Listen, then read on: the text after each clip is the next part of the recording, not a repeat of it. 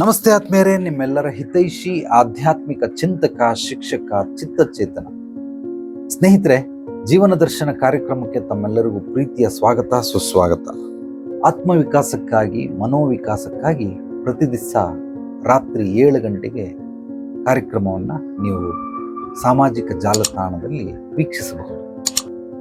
ಇಂದಿನ ವಿಷಯ ಸೂಕ್ಷ್ಮಾತಿ ಸೂಕ್ಷ್ಮ ವಿಚಾರಗಳು.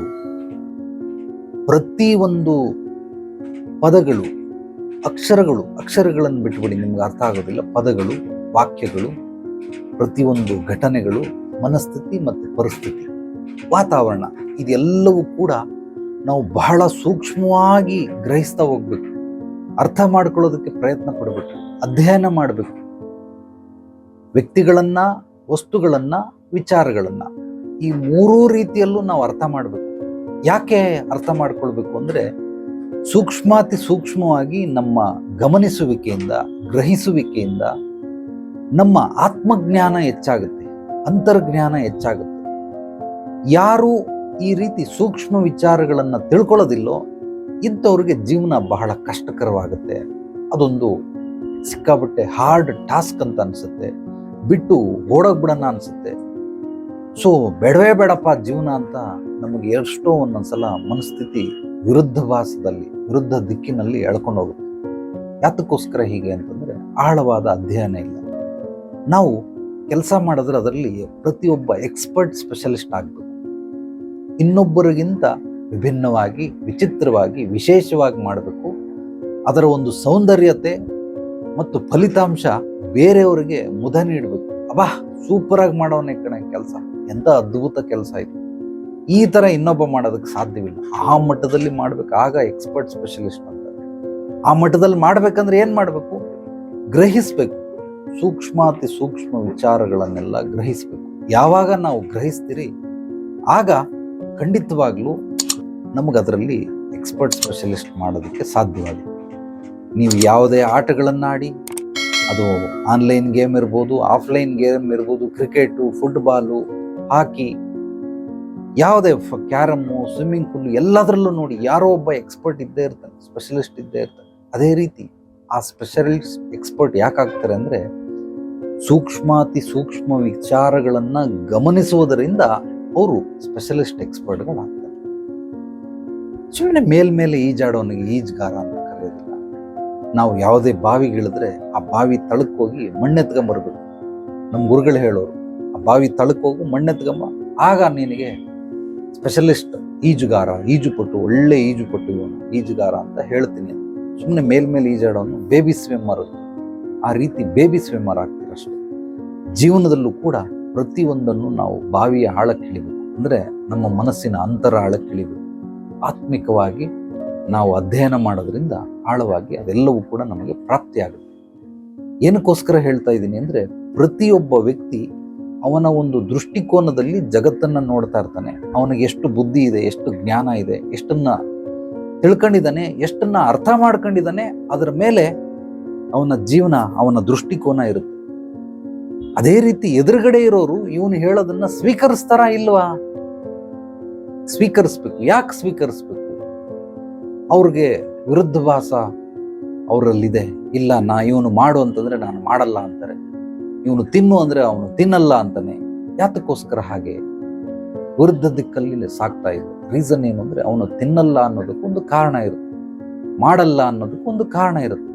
ಆ ಕಾರಣಗಳನ್ನ ನೀವು ಅರ್ಥ ಮಾಡಿ. ಯಾಕೆ ತಿನ್ನಲ್ಲ, ಯಾಕೆ ನೀನ್ ಮಾಡಲ್ಲ, ತಿನ್ಲೇಬೇಕು, ಮಾಡ್ಲೇಬೇಕು. ಅದು ಗಂಡ ಆಗ್ಲಿ, ಹೆಂಡತಿ ಆಗ್ಲಿ, ಮಕ್ಕಳಾಗ್ಲಿ, ಸ್ನೇಹಿತರಾಗ್ಲಿ, ಮನೇಲಿರೋರು ಯಾರೇ, ಅಪ್ಪ ಅಮ್ಮ, ಅಣ್ಣ ತಮ್ಮಂದಿರು, ಅಕ್ಕ ತಂಗಿರು, ನೆರೆಹೊರೆಯವರು, ಬಂಧು ಬಳಗದವರು, ಸಹೋದ್ಯೋಗಿಗಳು, ನಿಮ್ಮ ಮಿತ್ರರು, ಆತ್ಮೀಯರು, ಯಾರು ಬೇಕಾದರೂ ಆಗಲಿ, ಇವ್ರನ್ನೆಲ್ಲರನ್ನು ನೀವು ಗಮನಿಸಿ.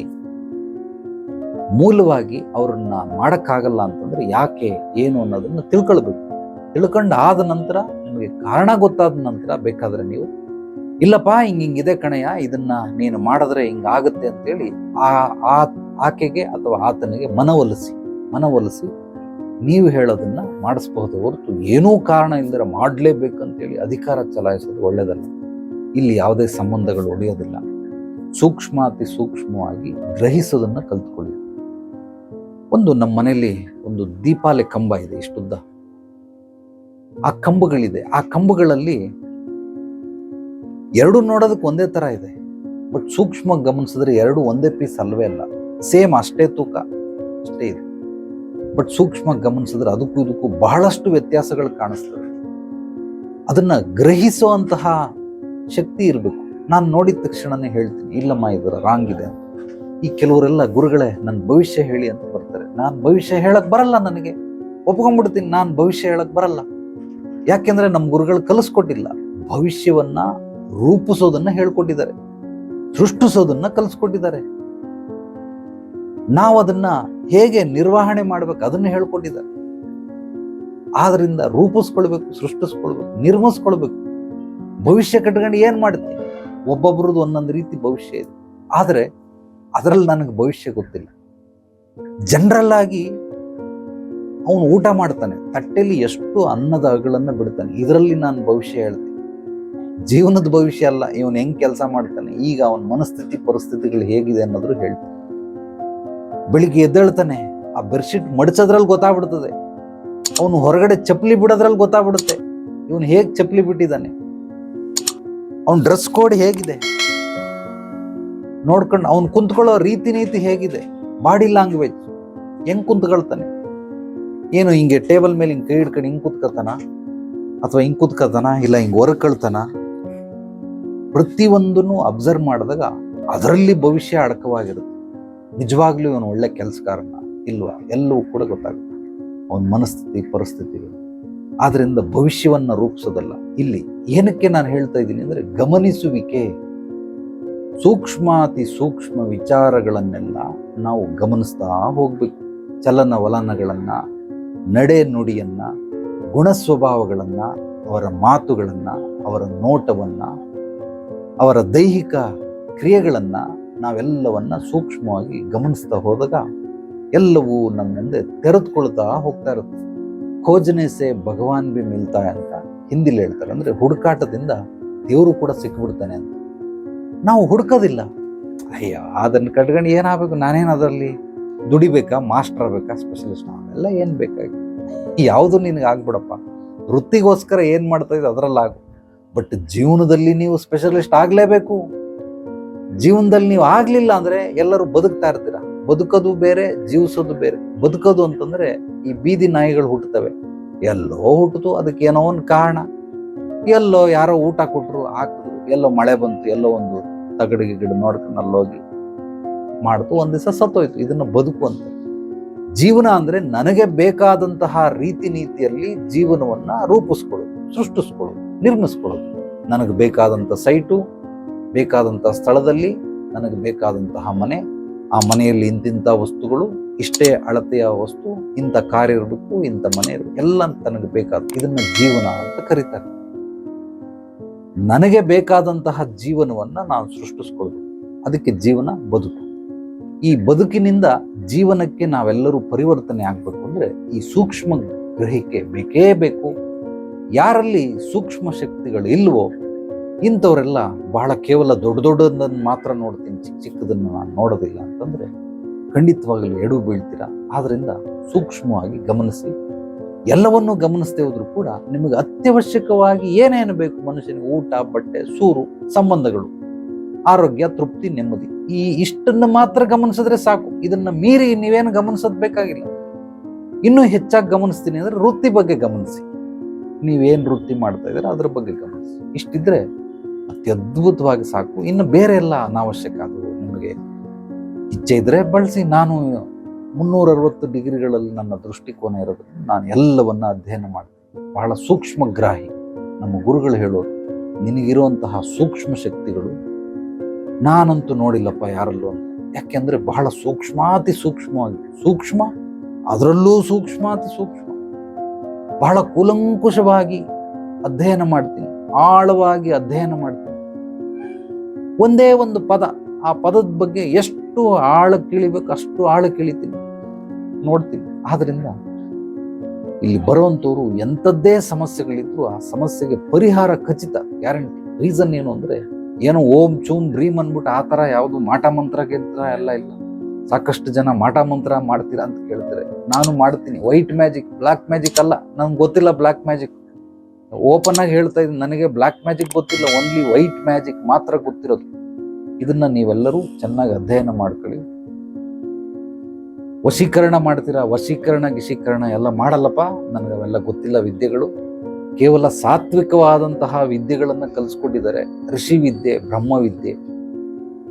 ನಾನು ಬದುಕಿ, ಕುಟುಂಬನೂ ಬದುಕಿಸಿ, ಸಮಾಜವನ್ನು ಬದುಕಿಸ್ಬೇಕು. ಮೂಲವಾಗಿ ನಿಸರ್ಗವನ್ನು ಕಾಪಾಡಬೇಕು. ನಿಸರ್ಗಕ್ಕೆ ವಿರುದ್ಧವಾಗಿರುವಂಥ ಯಾವುದೇ ವಿದ್ಯೆಗಳನ್ನು ನಮ್ಮ ಗುರುಗಳು ಹೇಳ್ಕೊಟ್ಟಿಲ್ಲ. ಆದ್ರಿಂದ ನೈಜತೆ, ಸಹಜತೆ, ನೈಸರ್ಗಿಕ ದತ್ತವಾಗಿ ಬದುಕು ನಡೆಸ್ಬೇಕು.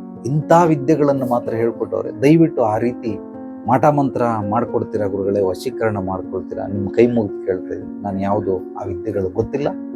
ಸಮಸ್ಯೆಗಳಿಗೆ ಪರಿಹಾರಗಳು, ಸಾತ್ವಿಕವಾದಂತಹ ಪರಿಹಾರಗಳು ಗೊತ್ತಿದೆ ಹೊರತು, ಅಂದರೆ ಯಾರ್ಯಾರು ಈ ಬಿಳಿ ಬಟ್ಟೆ ಹಾಕಿರ್ತಾರೆ ಇವರೆಲ್ಲ ಸಾಧುಗಳು ಅಂತ ಅರ್ಥ. ಬ್ಲ್ಯಾಕ್ ಮ್ಯಾಜಿಕ್ ಮಾಡೋದು ಬೇರೆ, ವೈಟ್ ಮ್ಯಾಜಿಕ್ ಅಂತಂದ್ರೆ ಅದೇ ಬೇರೆ. ಅದೆಲ್ಲ ಪುಣ್ಯ ಕೆಲಸ ವೈಟ್ ಮ್ಯಾಜಿಕ್. ಸಮಸ್ಯೆಗಳನ್ನು ಬಗೆಹರಿಸುವಂಥದ್ದು, ಸಮಾಧಾನ ನೀಡುವಂಥದ್ದು, ಅವರನ್ನ ನಕಾರಾತ್ಮಕದಿಂದ ಸಕಾರಾತ್ಮಕವಾಗಿ ಪರಿವರ್ತನೆಗೊಳಿಸುವಂಥದ್ದು, ಭಯದಿಂದ ಧೈರ್ಯದತ್ತ ಅವರ ಪಯಣ ಸಾಕಬೇಕು. ಇದೆಲ್ಲವೂ ಕೂಡ ವೈಟ್ ಮ್ಯಾಜಿಕ್. ಆದ್ರಿಂದ ಈ ರೀತಿ ಕೆಲಸಗಳು ಮಾಡ್ತೀನಿ ಹೊರತು ಆ ರೀತಿ ನನ್ನನ್ನು ದಯಮಾಡಿ ಕೇಳಬೇಡಿ. ನಾನು ನಿಮಗೆಲ್ಲರಿಗೂ ಹೇಳೋದಷ್ಟೇ, ಅತಿ ಸೂಕ್ಷ್ಮವಾಗಿ ಎಲ್ಲವನ್ನ ಗ್ರಹಿಸೋದಕ್ಕೆ ಪ್ರಯತ್ನ ಪಡಿ. ಎಲ್ಲವನ್ನ ಸಾಧ್ಯವಾಗಲಿಲ್ಲ ಅಂದರೆ ನಾನು ಹೇಳಿದಂಥ ಒಂದು 6-7 ರೀತಿಯಲ್ಲಿ ವಿಚಾರಗಳನ್ನು ನೀವು ಸೂಕ್ಷ್ಮವಾಗಿ ಗಮನಿಸಿ. ನಿಮಗೆ ಬರಲಿಲ್ಲ ಅಂದರೆ ನೇರವಾಗಿ ಬನ್ನಿ, ಭೇಟಿ ಮಾಡಿ. ನಿಮ್ಮ ಪೂರ್ವಾಪರಗಳನ್ನು ಕೂಲಂಕುಷವಾಗಿ ಪರಿಶೀಲನೆ ಮಾಡಿ ನಿಮ್ಮ ಸಮಸ್ಯೆಗೆ ಪರಿಹಾರ ಕೊಡೋದ್ರ ಜೊತೆಗೆ ಭವಿಷ್ಯದಲ್ಲಿ ನಿಮ್ಮ ಅಭಿವೃದ್ಧಿ, ಸಮೃದ್ಧಿಗಾಗಿ, ಯಶಸ್ಸು, ಕೀರ್ತಿ ಗಳಿಸೋದಕ್ಕೆ, ಗುರಿ ಸಾಧನೆಯನ್ನು ಮಾಡೋದಕ್ಕೆ ನಿರಂತರವಾದ ಬೆಂಬಲ, ಮಾರ್ಗದರ್ಶನ ಶುಭೋದಿನಿ ಆಧ್ಯಾತ್ಮಿಕ ಪರಿಹಾರ ಕೇಂದ್ರದಲ್ಲಿ ಸಿಗುತ್ತೆ. ಈ ವಿಡಿಯೋವನ್ನು ನಿಮ್ಮೆಲ್ಲ ಸ್ನೇಹಿತರಿಗೆ, ಆತ್ಮೀಯರಿಗೆ ಶೇರ್ ಮಾಡಿ. ಪಾಸಿಟಿವ್ ವಿಚಾರಗಳನ್ನು ಪ್ರತಿಯೊಬ್ಬರಿಗೂ ಹಂಚೋದ್ರಿಂದ ಜ್ಞಾನ ಬೆಳೆಯುತ್ತೆ.